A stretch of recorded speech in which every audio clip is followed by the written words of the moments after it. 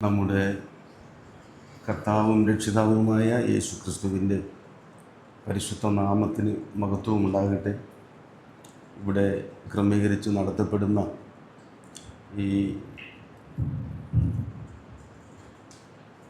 വിശേഷാൽ യോഗങ്ങളിൽ വന്ന് എനിക്കും പങ്കെടുക്കുന്നതിനും നിങ്ങളോടുള്ള കൂട്ടായ്മ അനുഭവിക്കുന്നതിനും ഇടയായതിൽ വളരെ സന്തോഷമുണ്ട്. ദൈവത്തിന് സ്തോത്രം ചെയ്യുന്നു. സുപരിചിതരായ അനേകരുടെ മുഖങ്ങൾ വീണ്ടും കാണുന്നതിന് സ്വർഗത്തിലെ ദൈവം ഇടയാക്കിയതിൽ സന്തോഷമുണ്ട്.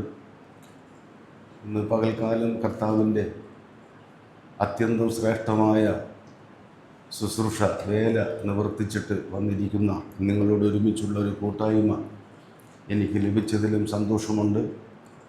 ഈ ആത്മീയ ശുശ്രൂഷയ്ക്കായി എന്നെ ക്ഷണിച്ച ഇതിൻ്റെ ചുമതലക്കാരായ സഹോദരങ്ങളോടുള്ള നന്ദിയും കടപ്പാടും ആരംഭത്തിൽ അറിയിക്കുകയാണ്.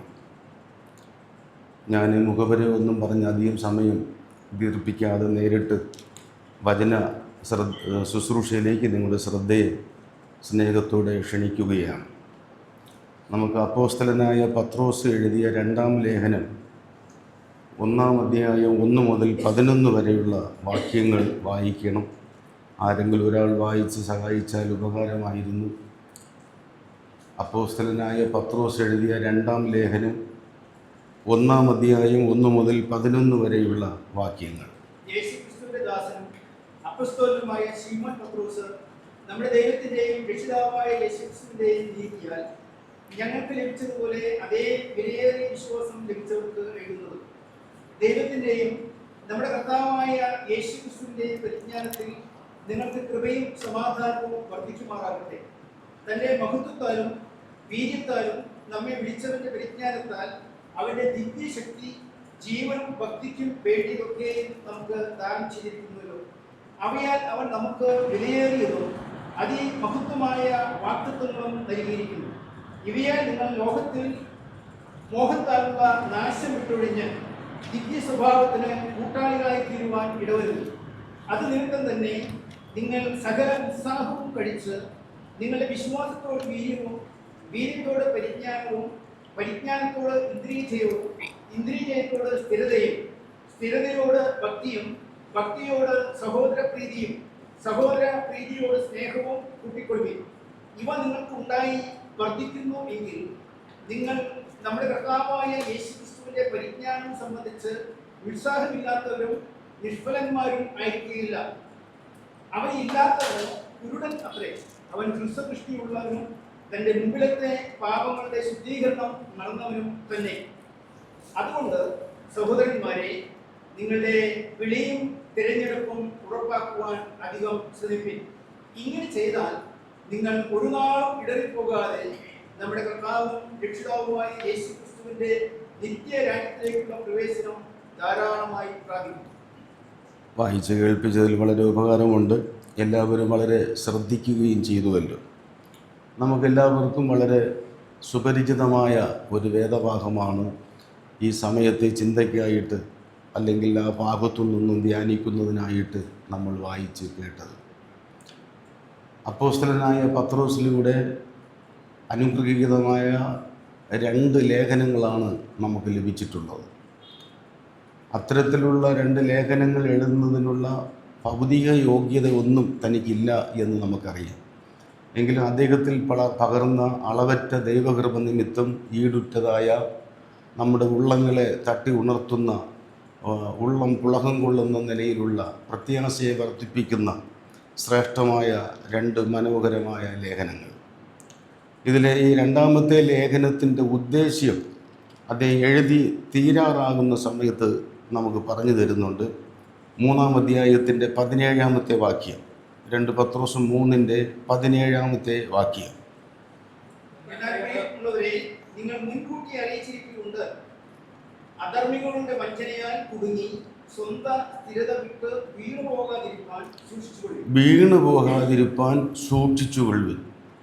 അതാണ് ഇത് എഴുതുന്നതിന് അദ്ദേഹത്തെ പ്രേരിപ്പിച്ച അദ്ദേഹത്തിൻ്റെ ഹൃദയ വികാരം, ചേതോവികാരം. അതാണ് വീണു പോകാതിരിപ്പാൻ സൂക്ഷിപ്പിൻ. നാം സൂക്ഷിച്ചു കൊള്ളേണ്ടതായ ഒരുപാട് കാര്യങ്ങൾ അദ്ദേഹം എഴുതി ഒടുവിൽ പറയുകയാണ്, സൂക്ഷിച്ചു കൊള്ളുക, വീണു പോകാതിരിക്കുക. എഴുതുന്ന സാഹചര്യം, അദ്ദേഹത്തിൻ്റെ ശാരീരിക സ്ഥിതി അദ്ദേഹം പറയുന്നുണ്ട്. 1-ാം അധ്യായത്തിൻ്റെ 13-ാമത്തെ വാക്യം, നമ്മുടെ കർത്താവായ യേശു ക്രിസ്തു എനിക്ക് അറിവ് തന്നതുപോലെ എൻ്റെ കൂടാരം പൊളിഞ്ഞു പോകുവാൻ അടുത്തിരിക്കുന്നു എന്ന് അദ്ദേഹം വ്യക്തമായി മനസ്സിലാക്കിക്കൊണ്ട്, വ്യക്തമായി പറഞ്ഞാൽ മരിക്കുന്നതിന് മുമ്പ് അവസാനമായി ദൈവജനത്തെ അദ്ദേഹം ബോധിപ്പിച്ച് ഉണർത്തുകയാണ്. പറയേണ്ടതെല്ലാം വ്യക്തമായിട്ട് അദ്ദേഹം പറയുകയാണ്. ഏതായാലും ഒരു അന്ത്യ അഭിലാഷമാണ്. വേദപുസ്തകത്തിൽ നമുക്കറിയാം, മരണത്തിന് മുമ്പ് പലരുടെ ആഗ്രഹങ്ങൾ പ്രകടമാക്കിയത് പലതും ഭൗതികവും ലൗകികവുമായ കാര്യങ്ങളാണ്, മാനുഷികമായ കാര്യങ്ങളാണ്. എന്നാൽ ഇവിടെ ദൈവത്തിൻ്റെ ദാസൻ ദൈവജനത്തെ ആത്മീയമായ ഉന്നതങ്ങളിൽ എത്തിക്കത്തക്ക വിധത്തിലുള്ള കാര്യങ്ങളാണ് തൻ്റെ ജീവിതത്തിൻ്റെ സായാഹ്ന വേളയിൽ ഓർപ്പിക്കുന്നു എന്നുള്ളതും ശ്രദ്ധേയമായ കാര്യമാണ്.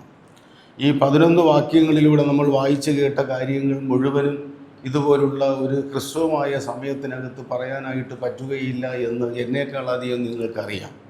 എങ്കിലും ഞാൻ വളരെ പ്രധാനപ്പെട്ട ചില ഭാഗങ്ങൾ ഇതിൽ നിന്നും ഓർപ്പിക്കുവാൻ ദൈവകൃപയിൽ ആശ്രയിച്ച് ആഗ്രഹിക്കുകയാണ്. നമ്മളതിൻ്റെ 1-ാമത്തെ വാക്യത്തിൻ്റെ ഒടുവിലത്തെ ഭാഗത്ത് ആർക്കാണ് അദ്ദേഹം എഴുതുന്നതെന്നും കൂടി പറയുകയാണ്. ഞങ്ങൾക്ക് ലഭിച്ചതുപോലെ അതേ വിലയേറിയ വിശ്വാസം ലഭിച്ചവർക്ക് എഴുതുകയാണ്. ലഭിച്ചവർക്കാണ് എഴുതുന്നത്, ലഭിക്കാത്തവർക്കല്ല എഴുതുന്നത്. എന്തൊക്കെയോ അമൂല്യമായ കാര്യങ്ങൾ ദൈവത്തിൽ നിന്നും പ്രാപിച്ചവർക്കാണ് അദ്ദേഹം ഇത് എഴുതുന്നത്. അങ്ങനെ പ്രാപിച്ചവരായിട്ടാണ് നാമും ഇപ്പോൾ ഇവിടെ കൂടിയിരിക്കുന്നത്, ലഭിക്കാത്തവരല്ല. അപ്പോൾ എന്തൊക്കെ കാര്യങ്ങളാണ് ദൈവത്തിൽ നിന്നും അദ്ദേഹം ആരെ ഉന്നം വെച്ച് എഴുതുന്നുവോ അവർക്ക് ലഭിച്ചു എന്ന് അദ്ദേഹം വ്യക്തമാക്കുവാൻ ശ്രമിക്കുകയാണ്. ചില കാര്യങ്ങൾ ആ നിലയിൽ ദൈവത്തിൽ നിന്ന് ലഭിച്ചു എന്ന് അദ്ദേഹം പറയുന്നുണ്ട്.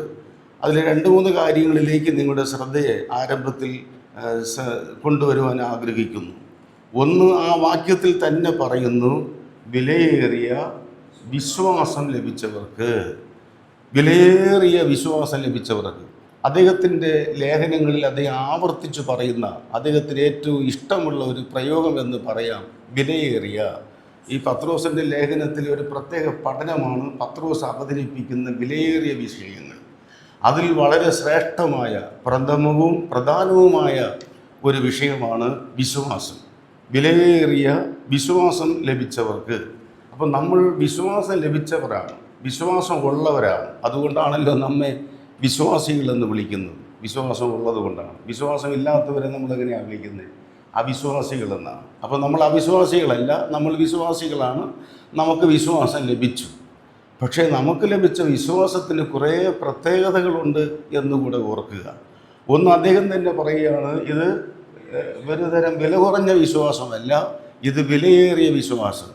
ഇതിൻ്റെ വിലയുടെ മൂല്യം നിർണ്ണയിപ്പാൻ നമുക്ക് കണക്കിൽ ഒരു സംഖ്യയില്ല. അങ്ങനെ പറഞ്ഞാൽ, അല്ലെങ്കിൽ ആ വിശ്വാസത്തിൻ്റെ മൂല്യം പറയാൻ, അതിനോട് താരതമ്യപ്പെടുത്തുവാൻ ലോകത്തിൽ ഒന്നുമില്ല. എന്തുകൊണ്ടെന്നാൽ നമ്മൾ എന്തൊന്നിലാണോ വിശ്വസിക്കുന്നത്, ആ വിശ്വസിക്കുന്ന വിഷയം എത്ര വിലയേറിയതാണോ അതനുസരിച്ചാണ് നമ്മുടെ വിശ്വാസം എന്ന് പറയുന്നത്. നമ്മുടെ വിശ്വാസത്തിൻ്റെ വിഷയം അറിയാമല്ലോ. അധികമൊന്നും പറയാതെ ഒറ്റ വാക്കിൽ പറഞ്ഞാൽ, വാഴ്ത്തപ്പെട്ടവനായ കർത്താവായ യേശു ക്രിസ്തുവാണ് നമ്മുടെ ഈ വിശ്വാസത്തിൻ്റെ ഉറവിടം.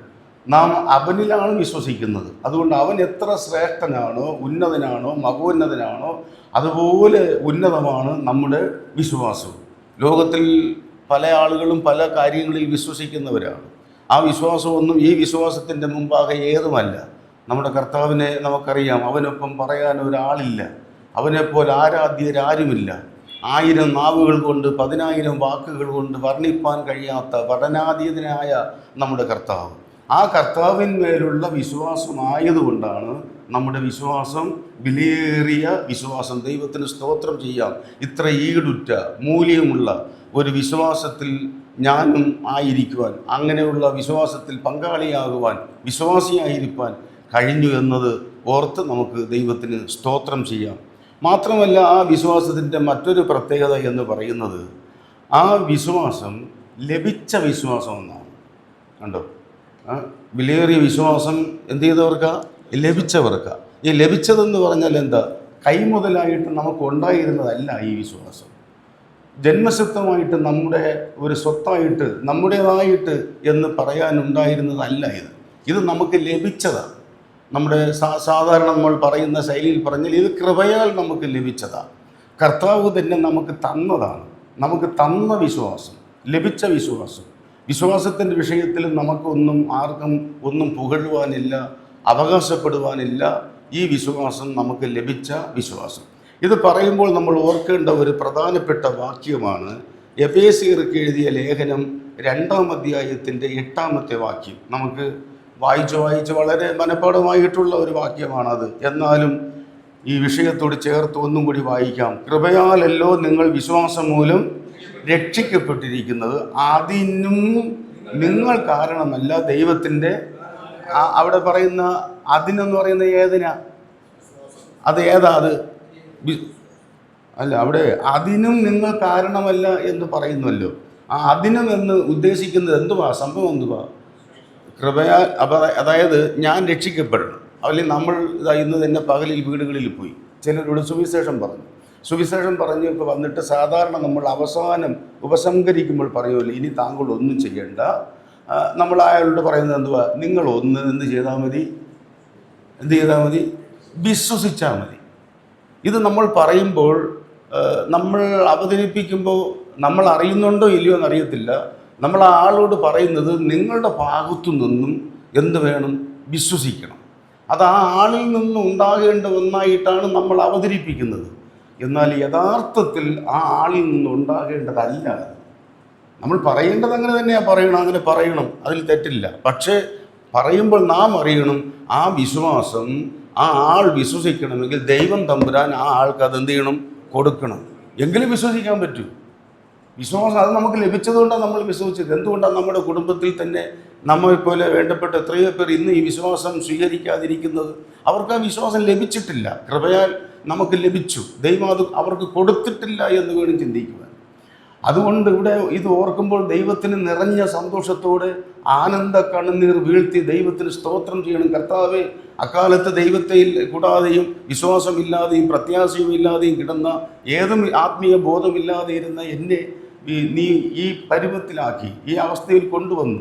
അതിന് ഒന്നാമതായി എന്നിൽ പകർന്ന ആ വലിയ അനുഗ്രഹമാണ് നീ എനിക്ക് വിശ്വസിപ്പാനുള്ള കൃപ തന്നു. വിശ്വാസം ദൈവത്തിൻ്റെ ദാനം. അതുകൊണ്ട് തന്നെയാണ് ഇവിടെ പറയുന്നത് ഞങ്ങൾക്ക് ലഭിച്ചതുപോലെ എന്ന് പറയും, ലഭിച്ച വിശ്വാസം.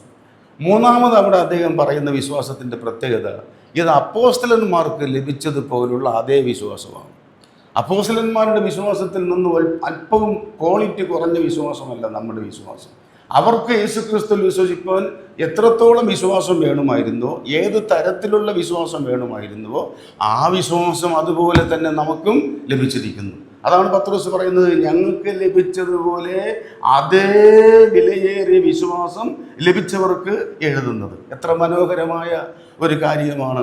അപ്പോൾ പത്രോസ് ഇവിടെ പറയുന്നത് ലഭിച്ചത് 1 വിശ്വാസം, 2 ഇനി അദ്ദേഹം തുടരുക, തീർന്നില്ല, പിന്നെയും നമുക്ക് ലഭിച്ചു എന്ന് പറയുന്നത് ആ വാക്യം മുതൽ തന്നെ തുടരാം.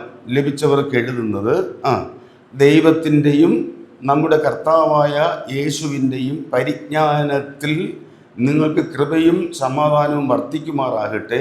തൻ്റെ നമ്മെ വിളിച്ചവൻ്റെ പരിജ്ഞാനത്താൽ അവൻ്റെ ദിവ്യശക്തി ജീവനും ഭക്തിക്കും വേണ്ടിയതൊക്കെയും നമുക്ക് ദാനം ചെയ്തിരിക്കുന്നുവല്ലോ.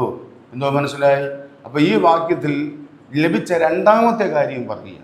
എന്തോന്നാ ലഭിച്ച 2ാമത്തെ കാര്യം? ജീവനും ഭക്തിക്കും വേണ്ടിയതൊക്കെയും. സ്തോത്രം. നമുക്ക് വേണ്ടിയതൊക്കെയും, അതായത് ജീവനും ഭക്തി. ആ വാക്യത്തിലെ ഉള്ളിലെ സാരം ചുരുക്കി പറഞ്ഞാൽ ആത്മീയ ജീവിതത്തിനും ഭൗതിക ജീവിതത്തിനും നമുക്ക് എന്തൊക്കെ ആവശ്യമായിരിക്കുന്നുവോ അതൊക്കെ ദാനം ചെയ്യുന്നു. അത്ര മനോഹരമായൊരു കാര്യം. വിശ്വാസം നമുക്ക് തന്നു, അതോടൊപ്പം ജീവനും ഭക്തിക്കും വേണ്ടുന്നതൊക്കെ. എൻ്റെ ഭൗതിക ജീവിതത്തിന് എനിക്ക് എന്തൊക്കെ ആവശ്യമായിരിക്കുന്നുവോ അതൊക്കെ അവൻ തന്നതാണ്. അത് അനുഭവിച്ചിട്ടാണ് നമ്മളിവിടെ ഇരിക്കുന്നത്. ആത്മീയ ജീവിതത്തിന് എനിക്ക് എന്തൊക്കെ ആവശ്യമായിരിക്കുന്നുവോ അതൊക്കെ ഔദാര്യമായി ധാരാളമായി അവൻ നമുക്ക് തന്നിരിക്കുന്നു. ദൈവത്തിന് മഹത്വം. നമുക്ക് ലഭിച്ചിരിക്കുന്ന 2ാമത്തെ കാര്യം, ഞാൻ അധികം അത് വിവരിക്കുന്നില്ല. ഒന്ന്, നമുക്ക് ലഭിച്ചത് വിശ്വാസം. രണ്ട്, നമുക്ക് ലഭിച്ചത് ജീവനും ഭക്തിക്കും ആവശ്യമായത് എല്ലാം നമുക്ക് ലഭിച്ചു. മൂന്നാമത്, ആ വായിച്ച് നിർത്തിയത് മുതൽ തന്നെ തുടരാം, വേണ്ടിയതൊക്കെയും ദാനം ചെയ്തിരിക്കുന്നുവല്ലോ. അടുത്ത്, അവയാൽ അവൻ നമുക്ക് വിലയേറിയത് അതിമഹത്വമായ വാഗ്ദത്തങ്ങളും നൽകിയിരിക്കുന്നുവല്ലോ. തന്നിരിക്കുന്നുവല്ലോ. വാഗ്ദത്തങ്ങൾ തന്നിരിക്കുന്നു. ഇവിടെ ഇത് പറയുമ്പോൾ നമുക്ക് തോന്നി ഈ വാഗ്ദത്തം എന്ന് പറയുന്നത്, ഉദാഹരണം, ഞാൻ നിന്നെ ഒരു നാളും കൈവിടുകയില്ല, ഉപേക്ഷിക്കുകയില്ല, ഇതൊരു വാഗ്ദത്തം. ഇതുപോലെ എത്രയോ വാഗ്ദത്തങ്ങളാണ് ഉള്ളത്. എത്രയോ വാഗ്ദത്തങ്ങൾ, എണ്ണി തീർക്കാനാവാത്ത നിരവധി വാഗ്ദത്തങ്ങൾ ഈ പുസ്തകത്തിലുണ്ട്. ഞാനിവിടെ ഉദ്ദേശിക്കുന്നത് എടുത്തു പറയുന്ന ഒരു വാഗ്ദത്വം അല്ല അവിടെ പറയുന്നത്. പിന്നെയോ എല്ലാ വാഗ്ദത്തങ്ങളും ഉൾപ്പെടുന്ന ഉൽപ്പത്തി 1 മുതൽ വെളിപ്പാട് ഒടുവിൽ വരെയുള്ള മുഴുവൻ പുസ്തകത്തെയുമാണ് അവിടെ പറയുന്നത്. അതെന്താണ്?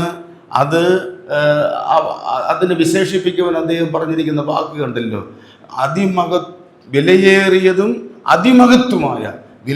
അതിമഹത്വമായ ആ വാഗ്ദത്തങ്ങൾ അടങ്ങിയ പുസ്തകമാണിത്. ഇതാണ് പുസ്തകം. വിലയേറിയതും അതിമഹത്വമായ പുസ്തകമാണ് ഇത്. നമ്മുടെ കയ്യിലിരിക്കുമ്പോൾ നമ്മൾ അഭിമാനത്തോടും സ്തോത്രത്തോടും സന്തോഷത്തോടും ഓർക്കേണ്ടതാണ്. ഇതാണ് പുസ്തകം. അല്ല, പുസ്തകം എന്ന് പറയാൻ തന്നെ യോഗ്യതയുള്ള പുസ്തകമാണ്. പുസ്തകങ്ങളുടെ പുസ്തകമായ വേദപുസ്തകം. അത് ദൈവം നമുക്ക് എന്ത് ചെയ്തു? ദാനം തന്നു. എടുത്ത് വായിച്ച് തീർപ്പിക്കുന്നില്ല. യോഹന്നാൻ 17-ാം അധ്യായത്തിൽ കർത്താവ് പ്രാർത്ഥിക്കുന്ന വെളിയിൽ പറഞ്ഞു, നീ എനിക്ക് തന്ന വചനം ഞാൻ അവർക്ക് കൊടുത്തു. അവൻ നമുക്ക് വചനം തന്നു. അപ്പോൾ വിലയേറിയതും അതിമഹത്വമായ വാഗ്ദത്തങ്ങൾ അടങ്ങുന്ന ദൈവത്തിൻ്റെ വചനം അവൻ നമുക്ക് തന്നു. ഇനി ഇവിടെ ഇല്ല, പക്ഷേ പൗലോസ് പറയുന്നൊരു വാക്കുകൂടെ ചേർത്ത് നമുക്ക് ലഭിച്ചതായ ഒരു കാര്യം കൂടി പറഞ്ഞ് നമുക്ക് ഈ വിഷയത്തിലേക്ക് വരാം. 1 കൊരിന്ത്യർ 3-ാം അധ്യായം 10-ാമത്തെ വാക്യം നോക്കിക്കേ. 1 കൊരിന്ത്യർ 3-ാം അധ്യായത്തിൻ്റെ 10-ാമത്തെ വാക്യം. എനിക്ക് ലഭിച്ച ദൈവകൃപ. സ്തോത്രം. അപ്പോൾ നമുക്ക് ലഭിച്ചിരിക്കുന്ന 4-ാമത്തെ കാര്യം ദൈവകൃപ. എനിക്ക് ലഭിച്ച ദൈവകൃപ. പൗലോസിന് ലഭിച്ച ദൈവകൃപ, എനിക്ക് ലഭിച്ച ദൈവകൃപ. പ്രിയപ്പെട്ട സഹോദരന്മാരെ, നിങ്ങൾ ഓരോരുത്തർക്കും ലഭിച്ച കൃപ, നമുക്ക് ലഭിച്ചുകൊണ്ടിരിക്കുന്ന കൃപ, എനിക്ക് ലഭിച്ച ദൈവകൃപയ്ക്ക് ഒത്ത് എത്ര ശ്രേഷ്ഠമായ ഒരു കാര്യം. ഇതില്ലാതെ വേറെ എന്തൊക്കെ ലഭിച്ചാലും ലഭിച്ചതൊന്നും അതിൽ തന്നെ പൂർണ്ണമാകുകയില്ല, ഫലപ്രദമാകുകയില്ല. നമുക്ക് ലഭിച്ച ദൈവകൃപയെ ഓർത്ത് സ്തോത്രം ചെയ്യാം. ആ ദൈവകൃപ കൊണ്ടാണ് നാം ഈ പരുവത്തിലായിരിക്കുന്നത്. ഞാൻ ആകുന്നത് ഞാനല്ല, പിന്നെ ദൈവകൃപ. അത് നമുക്ക് ലഭിച്ച ദൈവകൃപ. ഞാൻ കണ്ടെത്തിയ ദൈവകൃപയല്ല, എനിക്ക് ലഭിച്ച ദൈവകൃപ. ഇത് പറഞ്ഞിട്ട് തൊട്ടടുത്ത അധ്യായത്തിൽ 4-ാം അധ്യായത്തിൽ വരുമ്പോൾ പൗലോസ് ഒരു ശക്തമായ ചോദ്യം ചോദിക്കുകയാണ്. 4-7 ലഭിച്ചതല്ലാതെ നിനക്ക് എന്തുണ്ട്? അല്ല, ഒരു കാര്യം പറയാമോ? ലഭിച്ചതല്ലാതെ എനിക്കുണ്ട്, എൻ്റേതാണ് അത്, എനിക്ക് ലഭിച്ചതല്ല എന്ന് പറയാൻ ഈ മനുഷ്യ ജീവിതത്തിൽ നമുക്ക് എന്നതാവുള്ളൂ? ഒന്നുമില്ല. ഈ ശരീരം നമുക്ക് ദൈവം തന്നതാണ്. ഈ കാണുന്ന കണ്ണ്, കേൾക്കുന്ന ചെവി, സംസാരിക്കുന്ന നാവ്, ചലനശേഷിയുള്ള ഒരു ശരീരം, ഈ ആയുസ്, ഈ വയസ്സ് വരെ ജീവിപ്പാൻ. അല്ല, ഓർത്ത് നോക്കിക്കുക, ഏത് തലത്തിലും ജീവനും ഭക്തിക്കും വേണ്ടുന്നതൊക്കെ തന്ന് നമ്മെ പുലർത്തുന്ന ദൈവം, നമുക്ക് ലഭിച്ച ദൈവകൃപ. ആട്ടെ, ഞാനത് അധികം വിവരിക്കാതെ മുമ്പോട്ട് വരാം. അങ്ങനെ അക്കമിട്ട് ഈ ഭാഗത്തോട് ചേർത്ത് 4 കാര്യങ്ങൾ നമുക്ക് ലഭിച്ചു എന്ന് പറഞ്ഞിട്ട് ഇനി നമ്മുടെ പ്രധാനപ്പെട്ട വിഷയത്തിലേക്ക് വരാം. അതിൻ്റെ 4-ാം വാക്യത്തിലേക്ക് വരാം. 4-ാം വാക്യം, 1-ാം അധ്യായത്തിൻ്റെ 4-ാം വാക്യം, നമ്മുടെ പഠനഭാഗമായ 2 പത്രോസ് 1:4. അവയാൽ എന്നാണ് തുടങ്ങുന്നത്.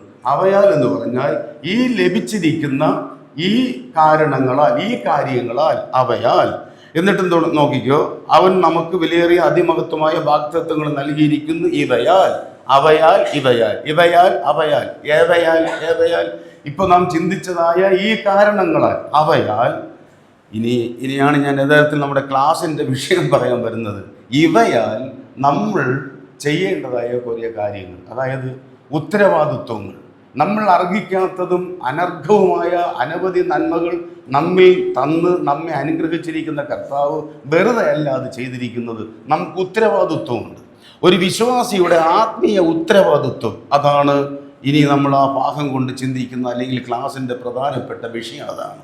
ഒരു വിശ്വാസിയുടെ ആത്മീയ ഉത്തരവാദിത്വം. ഈ പറഞ്ഞ കാര്യങ്ങളെല്ലാം നമ്മിൽ നൽകിയിരിക്കുന്നത് കൊണ്ട് അത് അനുഭവിക്കുന്ന നമുക്ക് ഉത്തരവാദിത്വമുണ്ട്, കടപ്പാടുകളുണ്ട്. എന്തൊക്കെയാണ്? 3 പ്രധാനപ്പെട്ട ഉത്തരവാദിത്വമാണ് ആ വാക്യത്തിൽ അദ്ദേഹം പറയുന്നത്. അത് വിവരിക്കുകയാണ് ഇനിയുള്ള സമയം കൊണ്ട് നമ്മൾ ആഗ്രഹിക്കുന്നത്.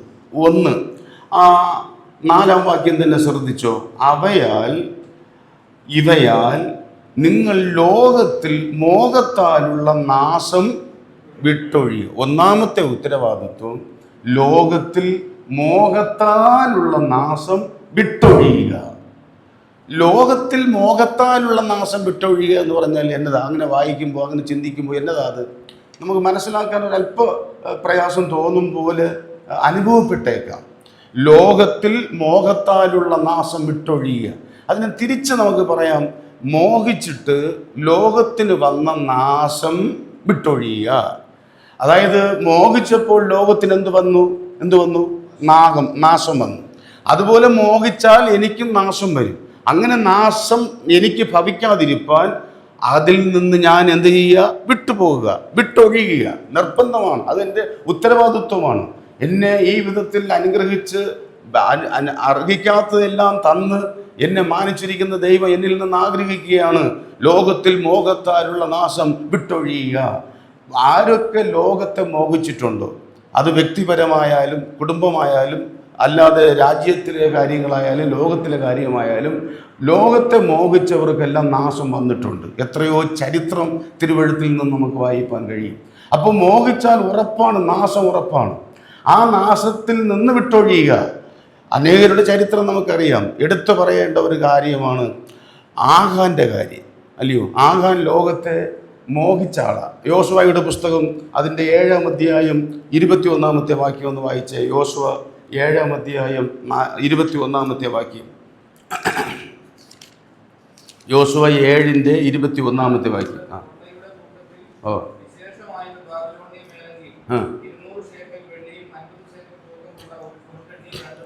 കണ്ട് മോഹിച്ച് എടുത്തു. ആഹാന്റെ നമുക്കറിയാം, അതുകൊണ്ട് ഞാൻ അതൊന്നും അധികം വിവരിക്കുന്നില്ല. ആഹാൻ എന്തൊക്കെയാണ് മോഹിച്ചത് നോക്കിക്കേ. ബാബിലോണിയ മേലങ്കി, വിദേശ വസ്ത്രം എന്നാണ് ഞാൻ അതിനെ വിളിക്കാറുള്ളത്. ഒരു വിദേശ വസ്ത്രം. പൊതുവെ ഈ വിദേശ സാധനങ്ങൾ എന്നൊക്കെ പറയുമ്പോൾ നമുക്കൊരു മോഹമാണല്ലോ. പണ്ട് ഒരു ചെറിയ കാര്യം അതിൻ്റെ ഞാൻ എന്ത് ഉദ്ദേശിക്കുന്നതെന്ന് മനസ്സിലാക്കാൻ വേണ്ടി പറയുക. ഈ 2 മടക്ക് കൂടെ നമ്മുടെ നാട്ടിൽ വരുമ്പോൾ നമ്മൾ അതിനൊരു പേരിട്ടിരുന്നു. എന്നതായിരുന്നു? ഇത് ഫോറിൻ കൂടെ. ഇപ്പോൾ 4 മടക്ക് ഇവിടെ തന്നെ ഉണ്ട്, അവിടുത്തെ 2 മടക്കിനൊക്കെ. അപ്പോൾ അന്ന് പറഞ്ഞ അതുപോലെയൊക്കെയുള്ള കാര്യങ്ങൾ കാണുമ്പോൾ ഫോറിൻ നിർമ്മിത വസ്തുക്കൾ എന്ന് പറയും.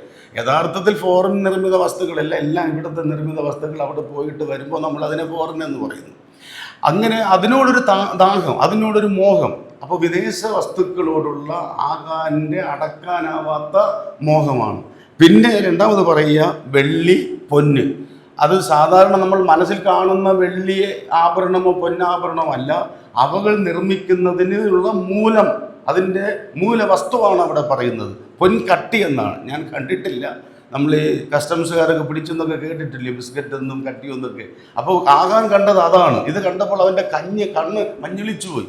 ആഹാന്റെ മോഹം ലോകപരമായിട്ടായിരുന്നു. ലോകത്തിൽ മോഹത്താലുള്ള നാശത്തിലേക്ക് അദ്ദേഹം വഴുതി നീങ്ങിക്കൊണ്ടിരിക്കുകയാണ്. ഇത് അറിഞ്ഞാണോ അറിഞ്ഞിട്ടാണോ എനിക്ക് അറിഞ്ഞൂടാ. സൈമൺ സാറ് പാടിയത്, മോഹവാരിധി തന്നിൽ കേവലം വലയുന്ന, മോഹവാരിധി തന്നിൽ കേവലം വലയുന്ന ദേഹികൾക്കൊരു രക്ഷ നൗകയാം പരമേശ. എത്ര അർത്ഥവത്തായ വരികളാണ്. ലോകമോഹ വാരിധിയിൽ അങ്ങോട്ടും ഇങ്ങോട്ടും ചെന്നെത്തുവാൻ കഴിയാതെ തപ്പിത്തടയുന്നവർക്ക് ഒരു രക്ഷാ നൗകയായി അവിടുന്ന് വരണേ കർത്താവേ എന്നുള്ള പ്രാർത്ഥനാധ്വനി എത്രയോ ശ്രേഷ്ഠമാണ്. പ്രിയപ്പെട്ടവരെ, ലോകത്തിൽ നമ്മെ ആകർഷിക്കുന്ന ഒരുപാട് കാര്യങ്ങൾ പിശാച് ഉണ്ടാക്കി വെച്ചിട്ടുണ്ട്. ഏത് വഴിക്ക് എവിടെ തിരിഞ്ഞാലും നമുക്ക് അവയെ അതിജീവിച്ച് പോകാൻ കഴിയാത്ത ചില അത്യാവശ്യ വിഷയങ്ങളെന്ന് തോന്നുന്നതിനകത്ത് പോലും നമ്മളെ വലിച്ചിഴച്ച് അവിടെ നമ്മൾ കരകാണാൻ കഴിയാത്ത വിധത്തിൽ മുക്കിക്കൊല്ലുവാൻ ശ്രമിക്കുന്ന ഒരുപാട് കാര്യങ്ങൾ അവൻ ഒരുക്കി വെച്ചിട്ടുണ്ട്. അത് ആണിനെയും പെണ്ണിനെയും പ്രായമുള്ളവരെയും യുവാക്കന്മാരെയും കുഞ്ഞുങ്ങളെയും ഒക്കെ വളരെ കരുതലോടുകൂടെ ജീവിക്കുന്ന സമർപ്പണമുള്ള ഒരു ദൈവപൈതലിന് മാത്രമേ ലോകത്തിൽ മോഹത്താലുള്ള നാശം വിട്ടൊഴിയാൻ കഴിയൂ. പക്ഷെ എല്ലാവരും അങ്ങനെ പോകുന്നവരല്ല എന്ന് ഓർക്കണം. ഇതിന് നേർ വിപരീതമായി പുതിയ നിയമത്തിൽ ആവേശത്തോടൊരു ഭക്തൻ പറയുക, ഞാൻ അങ്ങനെ മോഹിച്ചിട്ടില്ല. അപ്പോസ്തല പ്രവൃത്തികൾ 20-ാം അധ്യായത്തിൻ്റെ 33-ാം വാക്യം നോക്ക്. ആകാൻ മോഹിച്ച 3 കാര്യങ്ങളിലും ഒരു പ്രകാരത്തിലും ഞാൻ മോഹിച്ചിട്ടില്ല എന്ന് ആവേശത്തോടെ പറയുന്ന പൗലോസിന്റെ വാക്കുകൾ. അപ്പോസ്തല പ്രവൃത്തികൾ 20:33 നോക്കിക്കേ. ആരുടെയും വെള്ളിയോ പൊന്നോ വസ്ത്രം ഉണ്ട്. ഇത് 3 ആകാൻപ്പെട്ടത്. ഇവിടെ നേരെ തിരിച്ച് പൗലോസ് പറയുക, ഞാൻ മോഹിച്ചിട്ടില്ല. തന്മയത്വത്തോടുകൂടെ ആധികാരികമായി അഭിമാനത്തോടുകൂടെ അദ്ദേഹത്തിന് പറയാൻ കഴിയുക, ഞാൻ അത് മോഹിച്ചിട്ടില്ല. ഇവിടെ പറയുന്ന ഈ വെള്ളിയോടും പൊന്നോടും ഒക്കെ ഇപ്പോൾ നമ്മുടെ ആളുകൾക്ക് ഒരു മോഹം തുടങ്ങിയോ എന്നൊരു സംശയമാണ്. ആ മോഹ വലയിൽ പെട്ടുകൊണ്ടിരിക്കുക പലരും. ഞാനതിവിടെ ഇപ്പോൾ അധികം ഒന്നും പറയാനായിട്ട് ആഗ്രഹിക്കുന്നില്ല. ഏതായാലും അത് ഇങ്ങനെ മുമ്പിൽ പ്രദർശിപ്പിച്ച് പലരെയും വലിച്ചിഴയ്ക്കാനായിട്ട് ബോധപൂർവം പിശാച് പരിശ്രമിക്കുന്നുണ്ട്. ലോകത്തിൽ മോഹത്താലുള്ള നാശം വിട്ടൊഴിയാനാണ് നമ്മൾ കേട്ടുകൊണ്ടിരിക്കുന്നത്, അതിൽ പെട്ടുപോകാനല്ല എന്നുകൂടി ഓർപ്പിച്ചിട്ട് ഞാൻ മുമ്പോട്ട് വരികയാണ്. അപ്പോൾ നമ്മുടെ ഒരു ഉത്തരവാദിത്വം ലോകത്തിൽ മോഹത്താലുള്ള നാശം വിട്ടൊഴിയണം. അതാണ് രണ്ടാമത് പത്രോസ് പറയുന്നത്. അതേ വാക്യം നമ്മൾ വായിച്ച് നിർത്തിയ ഭാഗത്തിൽ നിന്നും തുടരാം. 2 പത്രോസ് 1:4 വാക്യം. വിട്ടൊഴിഞ്ഞിട്ട് 2 ദിവ്യ സ്വഭാവത്തിന് കൂട്ടാൻ. ഇത് രണ്ടാമത്തെ ഉത്തരവാദിത്വം. ദിവ്യ സ്വഭാവം എന്ന് പറയുന്നത് പത്രോസിന്റെ സ്വഭാവമല്ല, ദിവ്യ സ്വഭാവം പൗലോസിന്റെ സ്വഭാവമല്ല, ശേഷം അപ്പോസ്തലന്മാരുടെ സ്വഭാവമല്ല. അവിടെ ആ ദിവ്യ സ്വഭാവം എന്ന് പറയുന്നത് ദൈവിക സ്വഭാവമാണ്, കർത്താവിൻ്റെ സ്വഭാവമാണ്. ആ സ്വഭാവത്തിന് കൂട്ടാളികളാകണം. ഇതെത്ര മനോഹരമായ ഒരു കാര്യം. പത്രോസ് എൻ്റെ സ്വഭാവത്തിന് കൂട്ടാളികളാകുവാൻ എന്നല്ല ആഹ്വാനം ചെയ്യുന്നത്, ദിവ്യ സ്വഭാവത്തിന് കൂട്ടാളികളാകുക. എനിക്കും നിങ്ങൾക്കൊക്കെ ജന്മസിദ്ധമായിട്ട് കുറേ സ്വഭാവങ്ങളുണ്ട്. ആ സ്വഭാവത്തെ വർദ്ധിപ്പിക്കാനല്ല പറയുന്നത്, ആ സ്വഭാവത്തിൻ്റെ ദൂഷ്യത്തെ പൂർണ്ണമായിട്ടും ഉപേക്ഷിച്ചിട്ട് ദിവ്യ സ്വഭാവത്തിന് കൂട്ടാളികളാകണം. ഞാൻ പറയട്ടെ, ഉച്ച കഴിഞ്ഞ് ഈ ഹോളിനകത്ത് കൂടി ഇരിക്കുന്ന നിങ്ങളിൽ ഒരാളെങ്കിലും ഈ ദിവ്യ സ്വഭാവത്തിന് കൂട്ടാളികളാകാൻ എനിക്ക് ആവശ്യമില്ല എന്ന് പറയൂ. അങ്ങനെയുള്ള ആരെങ്കിലും ഇതിനകത്ത് ഇരിപ്പുണ്ട്? ഞാൻ പറഞ്ഞത് മനസ്സിലായി. ഈ ദിവ്യ സ്വഭാവത്തിന് കൂട്ടാളിയാകാൻ എനിക്ക് അതിൻ്റെ ആവശ്യമില്ല, ഞാൻ ഓക്കെ എന്ന് പറയാനായിട്ട് ആർക്ക് പറ്റും? പ്രിയപ്പെട്ടവരെ, ഈ ദിവ്യ സ്വഭാവത്തോട് അനുരൂപപ്പെട്ട് അതിനോട് ചേരേണ്ടവരാണ് നമ്മൾ. ഇന്നലേക്കാൾ ഇന്ന്, ഇന്നത്തേക്കാൾ നാളെ ആ ദിവ്യ സ്വഭാവത്തോട് കൂട്ടാളികളാകുക. നമ്മുടെ ദുഷിച്ച അരുതാത്തതായ അനാവശ്യമായ സ്വഭാവങ്ങൾ മാറ്റിയിട്ട് ഈ സ്വഭാവത്തോട് കൂട്ടാളികളാകുക. ഇത് പറയുമ്പോൾ നമ്മൾ ഓർക്കേണ്ട ഒരാളാണ് കാലേബ്. കാലേബിനെ കുറിച്ച് നമ്മൾ സംഖ്യാപുസ്തകത്തിൽ വായിക്കുന്നുണ്ട്. എൻ്റെ ദാസനായ കാലേബോ അവൻ വേറൊരു സ്വഭാവം. ഈ വേറൊരു സ്വഭാവം എന്ന് പറഞ്ഞാൽ അതിനകത്ത് വേറെ അർത്ഥം പറയാം. അങ്ങനെ ചിലരെ കുറിച്ച് പറയില്ല, ആൾ കുഴപ്പമില്ല, പക്ഷെ സ്വഭാവം എന്തല്ല, ശരിയല്ല. അങ്ങനെ പറയാവുന്ന ഒരു സ്വഭാവമല്ല. കാലേബിൻ്റെ സ്വഭാവം എന്താണെന്ന് ആ പുസ്തകത്തിൽ വായിച്ചാൽ അറിയാം. ലക്ഷം യഹൂദന്മാരുടെ ഇടയിൽ വനവാസം ചെയ്തവരുടെ ഇടയിൽ എടുത്തു പറയാവുന്ന ശ്രേഷ്ഠമായ അനുകരണീയമായ സ്വഭാവമാണ്. വളരെ എന്താ പറയുക, കലക്കവെള്ളത്തിൽ ജനം ഇങ്ങനെ തുള്ളി ആകെ രോഷാകുലരായി തീരുമ്പോൾ അവരടിച്ചമർത്തുന്ന, ശാന്തരാക്കുന്ന, സമാധാനമാക്കുന്ന മനോഹരമായ അനുകരണീയമായ ഒരു സ്വഭാവം. എൻ്റെ ദാസനായ കാലേബോ അവൻ വേറൊരു സ്വഭാവമുള്ളവനാണ്. നമുക്ക് ആ അനുകരണീയമായ സ്വഭാവത്തെ പിന്തുടരാം. രണ്ടാമത്തെ ഉത്തരവാദിത്വം. ഇനി മൂന്നാമത്തെ ഉത്തരവാദിത്വം, അതാണ് പ്രധാനപ്പെട്ട ഭാഗം. അത് വിവരിക്കുകയാണ് ഈ ക്ലാസ് കൊണ്ട് ഉദ്ദേശിക്കുന്നത്. നമ്മൾ അല്പം താമസിച്ച് അവിടെ വരാനായി. ആ മൂന്നാമത്തെ ഉത്തരവാദിത്വം എന്താ? അവിടെ മുതൽ ഒരാൾ വായിക്കാമോ? അതായത് 1 ലോകത്തിൽ മോഹത്താലുള്ള നാശം വിട്ടൊഴിയണം. 2 ദിവ്യ സ്വഭാവത്തിന് കൂട്ടാളികളാകണം. 3 അത് നിമിത്തം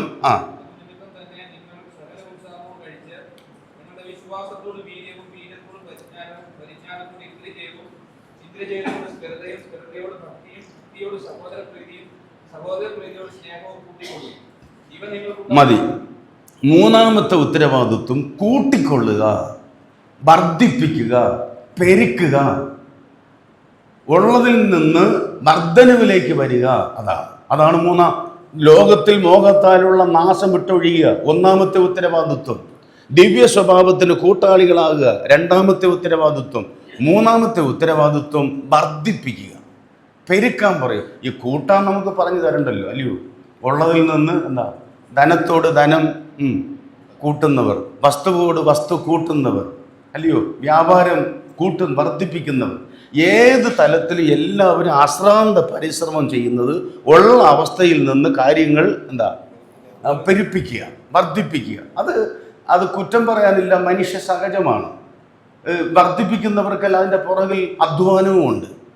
ആരൊക്കെ ഇത് ഞാൻ പറയുന്നത് ശ്രദ്ധിച്ചോ, ലോകത്തിൽ ഏത് തലത്തിൽ, കല, കായിക, രാഷ്ട്രീയ, സാമൂഹിക, സാംസ്കാരിക മേഖലയിൽ ലോകത്തിൽ ഏത് തലത്തിലും ആരെങ്കിലും എന്തെങ്കിലും ആയിട്ടുണ്ടെങ്കിൽ, വളർന്നിട്ടുണ്ടെങ്കിൽ, പെരുകിയിട്ടുണ്ടെങ്കിൽ അവരൊക്കെ അതിൻ്റെ പുറകിൽ എന്തുവാ?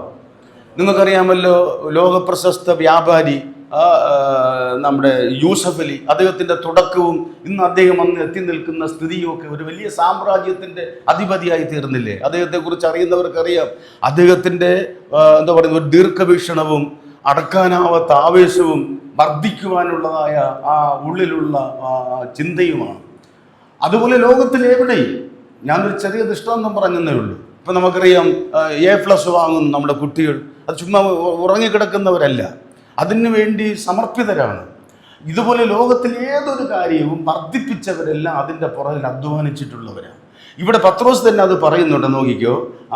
അതിൻ്റെ 5-ാം വാക്യത്തിൻ്റെ 5-ാം വാക്യത്തിൽ അത് നിമിത്തം തന്നെ നിങ്ങൾ എന്ത് ചെയ്തിട്ടാ, അത് ഉത്സാഹം കഴിച്ചിട്ടാണ് എന്ത് ചെയ്യാൻ പറയുന്നത്, കൂട്ടാൻ പറയുന്നത്. ഉത്സാഹം കഴിച്ച് കൂട്ടുക. ഉത്സാഹം കഴിച്ചാലേ, ഉത്സാഹം ഉണ്ടെങ്കിലേ കൂട്ടാൻ കഴിയൂ. മനസ്സിലായോ? ഉത്സാഹം കഴിച്ചാൽ കൂട്ടാം. അപ്പോൾ കൂട്ടാൻ നമ്മൾ ഉത്സാഹം കഴിക്കണം, അധ്വാനിക്കണം, സമർപ്പിതരായിരിക്കണം, അതിനുവേണ്ടി അധ്വാനിക്കണം, ഒരു കാഴ്ചപ്പാടുള്ളവരായിരിക്കണം. കുറയ്ക്കാൻ എന്ത് ചെയ്യണം? കുറയ്ക്കാൻ ഈ പരുവത്തിലിരുന്നാൽ മതി, താനേ കുറഞ്ഞോളൂ. കുറയ്ക്കാൻ ഒന്നും ചെയ്യണ്ട, അത് ക്രമേണ കുറഞ്ഞോളും. പ്രാർത്ഥന കുറഞ്ഞോളും, വായന കുറഞ്ഞോളും, സമർപ്പണം കുറഞ്ഞോളും, വേറുപാട് കുറഞ്ഞോളും, സകലവും കുറഞ്ഞ് നമ്മൾ പോകും. കുറയ്ക്കാൻ ഒന്നും ചെയ്യണ്ട. കൂട്ടണമെങ്കിൽ ഉത്സാഹത്തോടെ അധ്വാനിക്കാനാ പറയുന്നത്. ഇനി എന്തൊക്കെയാ കൂട്ടേണ്ടത്? ഇവിടെ 7 കാര്യങ്ങൾ അക്കമിട്ട് ദൈവദാസൻ നിരത്തി പറയുകയാണ്. നമുക്ക് പ്രാർത്ഥനയോടെ കേൾക്കാം എന്തൊക്കെയാ നമുക്ക് കൂട്ടേണ്ടത്. 1, വിശ്വാസത്തോട്. ഈ വിശ്വാസം നമ്മൾ കേട്ടു. വിശ്വാസം നമ്മുടേതല്ല. വിശ്വാസത്തോടെന്ന് പറയുമ്പോൾ നിങ്ങൾക്ക് ലഭിച്ച വിശ്വാസം, ആ വിശ്വാസത്തിൻ്റെ മൂല്യം മനസ്സിലാക്കി ആ വിശ്വാസം പ്രവർത്തനക്ഷമതമാക്കുക, ആ വിശ്വാസം ശരിക്കും പ്രയോജനമുള്ളതാക്കുക, ആ വിശ്വാസത്തെ വർദ്ധിപ്പിക്കുക. ഒരിക്കൽ ശിഷ്യന്മാർ വന്ന് കർത്താവോട് ചോദിച്ചല്ലോ, ഞങ്ങളുടെ വിശ്വാസം എന്ത് ചെയ്യുക, വർദ്ധിപ്പിച്ചു തരിക. അപ്പം നമുക്ക് ലഭിച്ച വിശ്വാസത്തെ നമ്മൾ മെച്ചപ്പെടുത്തുക. വിശ്വാസം എന്ന അടിസ്ഥാനത്തിലാണ് തുടങ്ങേണ്ടത്. വിശ്വാസത്തോട് എന്ത് വേണം? നീതി. ഞാൻ ഈ ഭാഗം വായിച്ചപ്പോൾ ഓർത്തു, എന്ത് മനോഹരമായിട്ട് കർത്താവ് ഓരോന്നും രേഖപ്പെടുത്തിയിരിക്കുന്നത്. ദൈവാത്മാവ് ഓരോന്ന് ചേർക്കാൻ പറയുമ്പോൾ അത് എത്ര യുക്തമായിട്ട് ചേരേണ്ടത് തന്നെയാണ്. നമുക്കറിയാം, ചില മരുന്നുകളൊക്കെ ഉണ്ടാക്കുന്നത് ഈ ആയുർവേദം, അത് ഒരുപാട് പച്ചിലകൾ എല്ലാം ഒരുമിച്ച് ചേരേണ്ടതുപോലെ ചേർന്ന് പരുവത്തിൽ കൂട്ടാകുമ്പോഴാണ് അത് ഫലപ്രദമായ ഒരു ഔഷധമാക്കി തീരുന്നത്. അതുപോലെ എല്ലാ കാര്യങ്ങളും അങ്ങനെയാണ്. ചേരേണ്ടതുപോലെ ചേരണം. ഇവിടെ പലകരമായ നിലയിൽ ദൈവാത്മാവ് പറയുക, വിശ്വാസത്തോട്, നിങ്ങൾക്ക് ലഭിച്ച വിശ്വാസമാണ്, കൃപയാൽ ലഭിച്ച വിശ്വാസമാണ്. ആ വിശ്വാസത്തോട് വീര്യം. വിശ്വാസത്തോട് വീര്യം. വീര്യം എന്ന് പറഞ്ഞാൽ എന്താ? വീര്യം, ധൈര്യം, പിന്നെ തൻ്റെ ഇടം, പിന്നെ എന്താണെന്നും ഉണ്ടാകാത്ത വീര്യം, വിൽ പവർ, പിന്നെ തീഷ്ണത. നമ്മൾ ഓർത്ത് വിശ്വാസത്തോട് വീര്യം എന്ന് പറയുമ്പോൾ അവിടെ എന്തൊക്കെയോ ഇല്ലയോ? ഈ ഭീരുത്വമുള്ള ഭീരുക്കൾക്ക് പറ്റിയതല്ല എന്നതാ വിശ്വാസ ജീവിതം. അതുകൊണ്ടാണോ അറിഞ്ഞുകൂടാ, വെളിപ്പാട് 21:8 നരകത്തിൽ പോകുന്ന 8 കൂട്ടം പാപികളെ കുറിച്ച് പറയുമ്പോൾ ഫസ്റ്റിൽ ഇതാ പറയുന്നത്, എന്തുവാ? ഭീരുക്കൾ. കർത്താവിലുള്ള വിശ്വാസം സ്വീകരിച്ച് ആ വിശ്വാസ ജീവിതം തുടരണമെങ്കിൽ ഭീരുക്കൾക്ക് പറ്റത്തില്ല. പിന്നെ ആർക്കേ പറ്റത്തുള്ളൂ? വീര്യമുള്ളവർക്ക്, ധൈര്യമുള്ളവർക്കേ പറ്റത്തുള്ളൂ. ഞാൻ പറയട്ടെ, നമ്മുടെ നമ്മൾ പഠിപ്പിക്കുന്ന ഉപദേശ സംഗതികളെല്ലാം അതുപോലെ ഏറ്റെടുത്തുകൊണ്ട് വിശ്വാസത്തിൽ നിലനിൽക്കണമെങ്കിൽ അല്പമൊക്കെ ധൈര്യം വേണം, ഒരു ശക്തി വേണം, നിലനിൽക്കാനുള്ള ഒരു സ്ട്രെങ്ത് വേണം. പീരുക്കൾ പതറിപ്പോകുന്നവരാ. പീരുക്കൾക്ക് പറ്റിയതല്ല ഈ ആത്മീയ ജീവിതം. നാഗൽ സാഹിബ് പാടിയതുപോലെ പീരുത്വത്താൽ അനേകർ പിന്മാറി. അങ്ങനെ പിന്മാറിപ്പോകാനേ സാധിക്കുകയുള്ളൂ. പത്രോസ് പറയുക, പീരുക്കൾക്ക് പറ്റിയതല്ല, വിശ്വാസത്തോട് വീര്യം വേണം, വീര്യം ഉണ്ടായിരിക്കണം. നമുക്ക് ഈ പറയുന്ന പാർട്ടിയുടെ വീര്യം അറിയാമോ? പത്രോസ് പറയുക വിശ്വാസത്തോട് എന്ത് വേണം? ഈ പുള്ളിയുടെ വിശ്വാസത്തിൻ്റെ വീര്യം അറിയാമല്ലോ. ആ കൊച്ചു പെൺകുട്ടി കർത്താവിനകത്ത് കൊണ്ടുപോയിരിക്കുക, പുറത്ത് തീ കാഞ്ഞുകൊണ്ട് നിൽക്കുക പത്രോസ്. ഇയാളും കൂടെ ആ കൂട്ടത്തിലുള്ളതാണെന്ന് പറഞ്ഞപ്പോൾ തടി രക്ഷപ്പെടുത്താൻ വേണ്ടി ഇയാൾ അവിടെ കിടന്ന് കാണിച്ച കോപ്രായങ്ങൾ എന്തൊക്കെയാ? 2 വാക്കുകളോട് എഴുതി വെച്ചിട്ടുണ്ട്. ഞാൻ ആ കൂട്ടത്തിലുള്ളവനല്ല എന്ന് വരുത്തി തീർക്കാനായി കർത്താവിന് എന്ത് ചെയ്തെന്ന പ്രാഗി. എനിക്കതാ മനസ്സിലാകാത്ത പ്രാഗി. എന്തൊക്കെ പറഞ്ഞാൽ ഈ മനുഷ്യൻ പ്രാഗി കാണും? ഓർത്ത് നോക്കിക്കേ, പ്രാഗാൻ പറ്റിയ ആളാ. പ്രാഗി ആണയിടാൻ തുടങ്ങി എന്നൊക്കെ പറഞ്ഞാണ്, ദൈവത്താണ് എന്നൊക്കെ പറഞ്ഞാണ്. ആ പ്രാകാനും ആണയിടാൻ ഏതെങ്കിലും വിധത്തിൽ ഞാൻ ആ കൂട്ടത്തിലില്ല ഉള്ള ആളല്ല കൊച്ചെ, നിനക്ക് ആള് മാറിപ്പോയതാ, നീ വേറെ ആരേണ്ടാ പറയുന്നത് എന്ന് പറഞ്ഞ് രക്ഷപ്പെടാൻ നോക്കുക. ആ പത്രോസ് ഇപ്പം പറയുകയാണ് വിശ്വാസത്തോട് എന്ത് വേണം? അതെന്താ കാര്യം? ഈ പത്രോസിൻ്റെ ചരിത്രം 2ആയിട്ട് നമുക്ക് ഡിവൈഡ് ചെയ്യാൻ പറ്റും. ഒന്ന് പെന്തിക്കോസ്ത് വരെ, 2 പെന്തിക്കോസ്തിന് ശേഷം. പെന്തക്കോസ്ത് വരെയുള്ള പത്രോസ് അല്ല പെന്തക്കോസ്തിന് ശേഷമുള്ളത്. ഇത് എഴുതുമ്പോൾ പത്രോസ് പെന്തിക്കോസ്തിന് ശേഷമാണ്. മനസ്സിലായ? പെന്തക്കോസ്ത് ദിവസത്തിൽ താൻ ലഭിച്ച ആത്മശക്തിയോടുകൂടെ, അന്ന് തന്മയത്വത്തോടുകൂടെ എഴുന്നേറ്റ് നിന്ന് പ്രസംഗിച്ച വാക്കറിയാമല്ലോ. അപ്പോസ്തലപ്രവൃത്തികൾ 2:36 32 ഒക്കെ അദ്ദേഹം പറയുന്നത്, നിങ്ങൾ മരത്തിൽ തൂക്കിക്കൊന്ന യേശുവിനെ ദൈവം മരിച്ചവരിൽ നിന്ന് ഉയർപ്പിച്ചു, അതിന് ഞങ്ങൾ സാക്ഷികളാണ്. എന്തൊരു തൻ്റെ ഇടമാ! അതിന് ശേഷമാണ് അത് എഴുതുന്നത്. പീരുക്കൾക്ക് പറ്റിയതല്ല, അതുകൊണ്ട് വിശ്വാസത്തോട് വീര്യം വേണം. ഈ അടുത്ത സമയത്ത് ഛത്തീസ്ഗഡിലെ ആ കന്യാസ്ത്രീകളെ അറസ്റ്റ് ചെയ്ത സമയത്ത് അതോട് ബന്ധപ്പെട്ട് നിങ്ങൾ കണ്ടതും കേട്ടതുമായ കുറേ കാര്യങ്ങളുണ്ടല്ലോ. അവരും നമ്മളും തമ്മിൽ വിശ്വാസപരമായിട്ട് ഒരുപാട് അകലെയാണ്, ഒരിക്കലും ഒത്തുവരുന്നതുമല്ല. എന്നാലും ഞാൻ പറയട്ടെ, ആ കന്യാസ്ത്രീകളുടെ ആ സമയത്തുള്ള ആ പ്രതിരോധം, അല്ലെങ്കിൽ അവർ ആ സമയത്ത് കാഴ്ചവെച്ചതായ ആ ധൈര്യം അഭിനന്ദനമാണ്. ഞാൻ വിചാരിച്ചു പോയി, നമ്മുടെ ഇടയിൽ എങ്ങാനുള്ള 2 സഹോദരിമാരെ പിടിച്ചാണ് ഇങ്ങനെ ചെയ്താൽ ഇതുങ്ങളൊക്കെ എന്തായിത്തീർന്നതിനായിരുന്നു. അവർ ആ സമയത്ത് ഈ എതിരാളികളായ ആളുകൾ ശ്രീറാം എന്ന് മുഴക്കി അവരുടെ മുമ്പിൽ അട്ടഹാസം കാണിക്കുമ്പോൾ ഇവരെന്താ തിരിച്ച് പ്രതികരിച്ചത്? നിങ്ങളുടെ ഇരിപ്പ് കണ്ടിട്ട് ഇതൊന്നും നിങ്ങളിത് കേട്ടിട്ടുമില്ല, കണ്ടിട്ടുമില്ല. അവർ ഹല്ലേലൂയ ഹല്ലേലൂയ എന്നാണ് അവിടെ മുഴക്കിയത്. മനസ്സിലായോ? ഞാൻ അവരെ ഓർത്ത് ദൈവത്തിന് സ്തോത്രം ചെയ്യുക. ഇങ്ങനെ വേണം വിശ്വാസം ഏറ്റെടുത്തവർ. അല്ലാതെ വില്ലേജ് ഓഫീസിൽ പോകുമ്പോൾ, പഞ്ചായത്തിൽ പോകുമ്പോൾ, രജിസ്ട്രേഷന് പോകുമ്പോൾ, അല്ലെ ആനുകൂല്യങ്ങൾക്ക് പോകുമ്പോൾ നമ്മളെ ഇങ്ങനെ പുച്ഛിത്ത് തള്ളുമ്പോൾ ഇങ്ങനെ പതറിപ്പോകേണ്ട, വേണ്ടെങ്കിൽ വേണ്ട എന്ന് പറയണം. തമ്പുരാനെ ഒറ്റിക്കൊടുത്ത് ഭൗതിക നന്മകൾ പ്രാപിച്ച് സുഖിച്ച് ജീവിച്ച് ചത്ത് നരകത്തിൽ പോകുന്നതിനേക്കാൾ പട്ടിണി കിടന്ന് മരിച്ചിട്ട് സ്വർഗത്തിൽ പോകുന്നതല്ലേ നല്ലത്? അതുകൊണ്ട് ഞാൻ പറയുന്നത്, നമ്മുടെ വിശ്വാസത്തിന് ഇനി വില കൊടുത്തേ ജീവിക്കാൻ പറ്റും. അല്ലാതെ ഈ റോസാപ്പൂ ജീവിതമൊന്നും ഇനി ചെയ്യാൻ പറ്റുമെന്ന് എനിക്ക് തോന്നുന്നില്ല. അങ്ങനെയുള്ള കാലങ്ങളാണ് നമ്മളെ കാത്തിരിക്കുന്നത്. നമ്മൾ ഏറ്റെടുത്തിരിക്കുന്ന വിശ്വാസത്തിന് വില കൊടുത്തേ മതിയാവും. ഇനി ഞാൻ വെറുതെ പറയുകയില്ല. ഇല്ല, കാലത്തിൻ്റെ ചുവരെടുത്ത് വായിച്ചാൽ നമുക്കത് മനസ്സിലാകും. അതുകൊണ്ട് ഈ തൊട്ടാവാടി വിശ്വാസികളായിരിക്കാൻ പറ്റത്തില്ല. ഇനി അതിനുവേണ്ടി വീറോടെ നിൽക്കണം. ഒരു ആദ്യകാലത്തെ പത്രോസ് എഴുതുമ്പോൾ അറിയാമല്ലോ, ഇത് വിശ്വാസത്തിൻ്റെ പരിശോധന, അഗ്നിസമാനമായ ശോധനയിലൂടെ അന്നത്തെ ആളുകളും ഗവൺമെൻറ്റും എല്ലാം അവർക്ക് വിരോധമായി ഒരുപോലെ കൊടി ഉയർത്തി നിൽക്കുമ്പോഴാണ് പത്രോസ് അവരെ ധൈര്യപ്പെടുത്തിക്കൊണ്ട് ലേഖനം എഴുതുന്നതെന്നും കൂടി ഓർക്കണം. ആകയാൽ വിശ്വാസത്തിന് വീര്യം വേണം, തൻ്റെ ഇടം വേണം. ഏറ്റെടുത്ത വിശ്വാസം എന്ന വാക്ക് വിടട്ടെ, നമ്മൾ പഠിച്ച ഉപദേശത്തിനെങ്കിലും തൻ്റെ ഇടമുണ്ട്, അത്രയും മതി. നമ്മൾ പഠിച്ചിരിക്കുന്ന ഉപദേശ സത്യം, വേറുപാട് ഉപദേശത്തിന് വേണ്ടി നിൽക്കാൻ തൻ്റെ ഇടമുണ്ടോ നമുക്ക്? അതുകൊണ്ട് നമുക്ക് ആവേശത്തോടെ ഏറ്റെടുക്കാം. വിശ്വാസത്തിന് വീര്യം വേണം. പത്രോസ് പറയുക, നിങ്ങളുടെ വിശ്വാസത്തോട് വീര്യവും. 3, വീര്യത്തോട് പരിജ്ഞാനം. അതാണ് ഞാൻ പറഞ്ഞത്, ചേർക്കുന്നതേ ഓരോന്ന് എന്ത് മനോഹരമായിട്ടാണ് ചേരേണ്ട വാക്കുകളോട് ചേർത്ത് പത്രോസ് പറയുന്നത്. വീര്യം വന്നാൽ വീര്യം തിളച്ചങ്ങ് വന്നു കഴിഞ്ഞാൽ പിന്നെ കണ്ണും കാണത്തില്ല, ചെവിയും കേൾക്കത്തില്ല എന്ന പരുവത്തിലാകരുത്. അതാ വീര്യത്തോട് എന്ത് വേണം? ഈ പരിജ്ഞാനം എന്ന് പറഞ്ഞാൽ എന്നതാ? പരിജ്ഞാനം ആ പദം കൊണ്ട് അർത്ഥമാക്കുന്നത് എന്നതാ? പരിജ്ഞാനം എന്തുവാ? അതിനെക്കുറിച്ച് പറഞ്ഞാൽ പരിചയത്താൽ ഉണ്ടാകുന്ന ജ്ഞാനം എന്തുവാ? ഏതൊരു കാര്യവും പരിചയത്തിലൂടെ സിദ്ധിക്കുന്നതാണ് പരിജ്ഞാനം. പൊതുവെ നമ്മൾ വയ്ക്കുന്ന ഒരു ആശയം അതാണ്. പക്ഷെ അതിനകത്ത് വേറൊരു അർത്ഥം കൂടി ഉണ്ടെന്നാണ് ഞാൻ മനസ്സിലാക്കുന്നത്.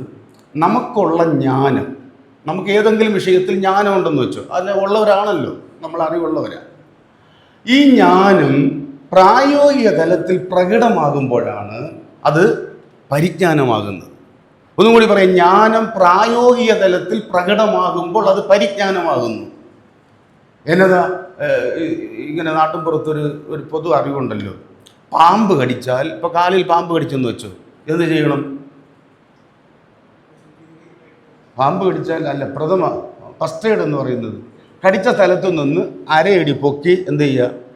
ഒരു നല്ലൊരു കയറ് കൊണ്ട് കെട്ടി മുറുക്കി പിന്നെ അടുത്ത പരിപാടികളിലേക്ക് പോകുക. ഇതൊരു പൊതു ഒരു അറിവാണ്. ഇത് പഠിച്ചിട്ട് ആള് വീട്ടിൻ്റെ സിറ്റ് ഔട്ടിലിരിക്കുമ്പോൾ കാണാം വീട്ടിലെ കാരണവർ മുറ്റത്തെ കമുകിൽ കുരുമുളക് പറിക്കുക.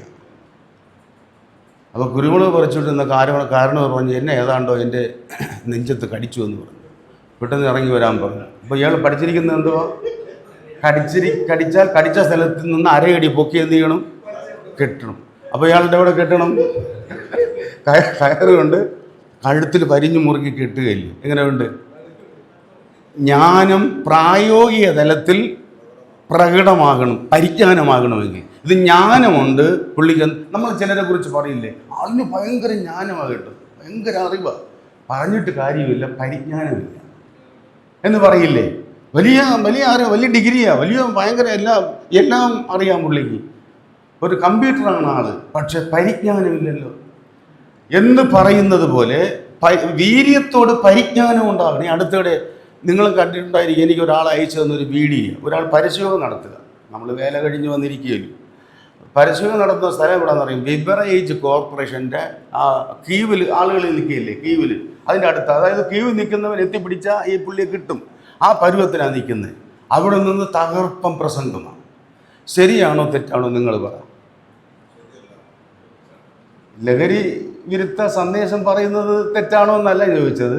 ഈ പുള്ളി ഇപ്പം ചെയ്യുന്ന ഈ ശുശ്രൂഷ ശരിയാണോ തെറ്റാണോ? ശരിയല്ല. എന്താ ശരിയല്ലാത്ത? സന്ദേശമൊക്കെ നല്ലതാ, ആ ആവേശമൊക്കെ നല്ലതാ, മോനെ നീ നിൽക്കുന്ന സ്ഥലം ശരിയല്ല. അവിടെ നിന്നല്ല അത് പറയേണ്ടത്. ഇനി ബാക്കി പറയണം. ഇത് ക്യൂവിൽ നിന്ന് ഓരോരുത്തർ മേടിച്ചുകൊണ്ട് പോവുകയില്ലേ? അപ്പം മേടിച്ചുകൊണ്ട് പോകും. ഒരുത്തൻ ഇവൻ്റെ അടുക്ക വന്നിട്ട് കാലിലിങ്ങനെ തൊഴുതേച്ച് പോവുക ഒരാൾ. അടുത്ത ആളിങ്ങോട്ട് വന്നിട്ട് ഇവൻ്റെ ചെവിക്കടുത്ത് വന്നിട്ട് എടുത്താൽ പൊങ്ങാത്തൊരു ചീത്ത അവൻ്റെ ചെവിക്കിട്ട് പറഞ്ഞിട്ട് പോവുക. അപ്പോൾ പുള്ളിക്ക് ഇപ്പോൾ നാളെ പറയും, ഞാൻ ഇന്ന സ്ഥലത്ത് പരസ്യം നടത്തിക്കൊണ്ടിരുന്നപ്പോൾ ഒരുത്തൻ എൻ്റെ അടുത്ത് വന്ന് എന്ത് ചെയ്തു? ചീത്ത പറഞ്ഞു, അല്ലെങ്കിൽ എന്നെ തല്ലി. നിൻ്റെ വിവരക്കേട് കൊണ്ടാണ് നിനക്ക് തല്ല് കിട്ടുന്നത്. നിൻ്റെ പരിജ്ഞാനമില്ലായ്മയാണ് നിന്നെ ചീത്ത പറയുന്നത്. അങ്ങനെ ഇത്തരം വിഷയങ്ങളിൽ വളരെ നമ്മൾ ഈ ഭവന സന്ദർശനത്തിനൊക്കെ പോകുമ്പോൾ വളരെ ശ്രദ്ധിച്ചോ.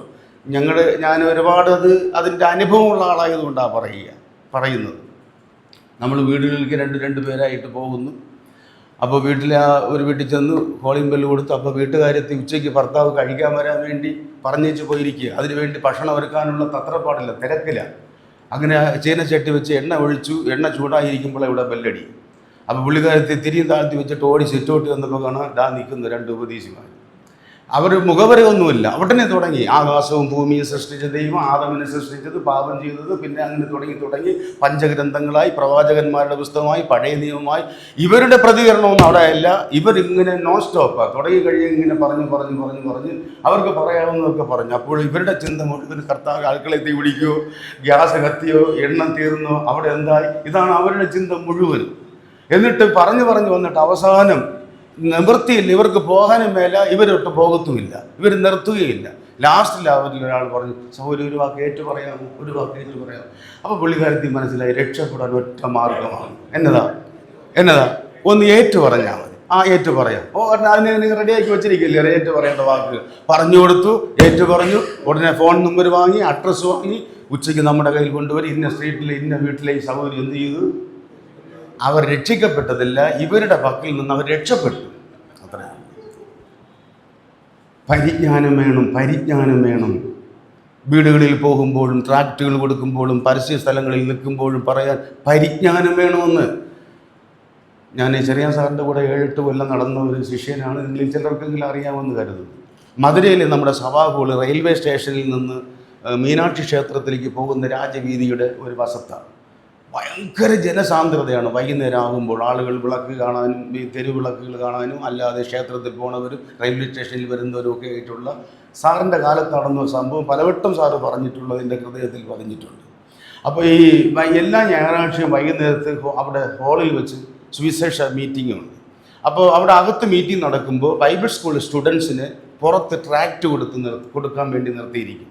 വെറുതെ കൊടുക്കുകയല്ല, ചുമ്മാ ഇങ്ങനെ ഈവനിങ് വാക്കിങ്ങിനൊക്കെ വെറുതെ നടക്കുന്ന ആൾക്കാരോട് സമയമുണ്ടാ கொஞ்சம் உள்ளே വന്നിരുന്ന கொஞ்ச നേരം വചനം കേട്ട് പോകലാം அப்படின்னு ചൊല്ലി ഇവരെ വിളിക്കണം. അങ്ങനെ ചിലർ വന്നിരിക്കും, വരുമ്പോൾ ഇതാ നടക്കുന്നത്, അവരെഴുന്നേറ്റ് പോകും, ചിലർ കേൾക്കും, അങ്ങനെ ഒരു രീതിയുണ്ട്. അപ്പോൾ ഒരു സ്റ്റുഡൻസിനൊക്കെ ഇങ്ങനെ ട്രാക്റ്റ് കൊടുത്തുകൊണ്ട് വന്നപ്പോൾ ആരാണ്ട് ഒരാൾ റെയിൽവേ സ്റ്റേഷനിൽ പോകാൻ വേണ്ടി തിടുക്കത്തോടെ പെട്ടിയും പ്രമാണവും ഒക്കെ ആയിട്ട് അദ്ദേഹം തിടുക്കത്തിൽ ഇങ്ങനെ പോവുക. അപ്പോൾ ഇവനെ ട്രാക്റ്റ് കൊടുത്തിട്ട് പറഞ്ഞു, கொஞ்ச നേരം ഉള്ള വന്നിരിക്കില്ല. അയാൾ പറഞ്ഞില്ല, എനിക്ക് സമയമില്ല, ഞാൻ പോവുക, യാത്രയാണ്. ഇല്ല, ഇപ്പോൾ പോകില്ല, கொஞ்ச നേരം അങ്ങ് ഇവനെ നിർബന്ധിക്കുക, അങ്ങേർക്ക് സമയവുമായി. അപ്പോൾ ഇദ്ദേഹം പറ്റില്ല എന്ന് പറഞ്ഞു പോയി. ഇവൻ പറയും, നീ അത് നശിക്കുകയുള്ളൂടാ എന്ന് പറഞ്ഞു. ഇവൻ ഇങ്ങോട്ട് തിരിഞ്ഞ് വന്നിട്ട് ഒരു ഒറ്റ അടി ഇവൻ്റെ കവളത്തിട്ട് കൊടുത്തു. എന്നിട്ട് അങ്ങനെ അങ്ങ് പോയി. ഇവൻ അടിയും കൊണ്ടിട്ട് ഹാളിനകത്ത് വന്ന് സാർ അവിടെ ഇരിപ്പുണ്ട്. സാറിൻ്റെ അടുക്ക് വന്ന് പറഞ്ഞ് ഇങ്ങനെ ഒരു എന്നെ തല്ലി സാറ്. അപ്പോൾ എന്താണ് എന്നൊക്കെ ചോദിച്ചിട്ട് സാറ് ചോദിച്ചു, അയാൾ പോയോ? ആര്? തല്ലിയ ആൾ പോയി. എന്താ പോയെന്ന് ചോദിച്ചാൽ അയാൾ നിൽക്കുകയാണെങ്കിൽ നിനക്ക് ഒരെണ്ണം കൂടെ തന്നേച്ച് പോകാൻ വേണ്ടി പറയാൻ. അയ്യോ എന്തോ ഒരു പരിജ്ഞാനക്കുറവല്ലേ. വളരെ വിവേകത്തോടുകൂടെ ഇടപെടേണ്ട ഒരു കാര്യമാണ്. നമുക്ക് ആവേശമൊക്കെ നല്ലതാണ്, പക്ഷെ ആ ആവേശത്തോടെ ആ വീര്യത്തോടെ പരിജ്ഞാനം കൂടെ വേണം. പരിജ്ഞാനം അത് വളരെ ആവശ്യമാണ്. പ്രത്യേകിച്ച് സുവിശേഷ പ്രവർത്തനത്തോടുള്ള ബന്ധത്തിൽ പരിജ്ഞാനം. നമുക്കറിയാമല്ലോ, അനുസ്മരണം പറയാൻ സമയം കൊടുത്താൽ ആശംസ പറയും, പ്രാർത്ഥിക്കാൻ സമയം കൊടുത്താൽ പ്രാർത്ഥിക്കുകയില്ല, വേറെ വല്ലതുമൊക്കെ ആയിരിക്കും ചെയ്യുന്നത്. ഏൽപ്പിക്കുന്ന കാര്യം ചെയ്യത്തില്ല, ഏൽപ്പിക്കാത്തത് ചെയ്യുന്നത്. അറിയില്ലേ, സാക്ഷ്യം പറയുന്നതിനിടയിൽ പൊട്ടിനിടയിൽ തേങ്ങാപ്പേരി ഇടുന്നത് പോലെ പാട്ടുണ്ടല്ലോ.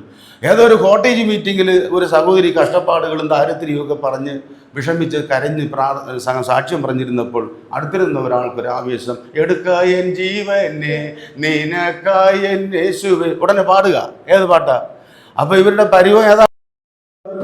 കൂട്ടത്തിൽ ഈ പാട്ടും കൂടെ കേൾക്കുമ്പോൾ അവരുടെ ഹൃദയം എന്നതായിരിക്കും. ഓർത്ത് നോക്കി ആട്ടെ, നിങ്ങൾക്ക് ആശയം മനസ്സിലായി എന്ന് കരുതുകയാണ്. A to Z വരെയുള്ള സമസ്ത തലങ്ങളിൽ സഹോദരന്മാരെ, നമുക്ക് പരിജ്ഞാനം വേണം. പരിജ്ഞാനം, വീര്യത്തോടെ പരിജ്ഞാനം. പോകാം.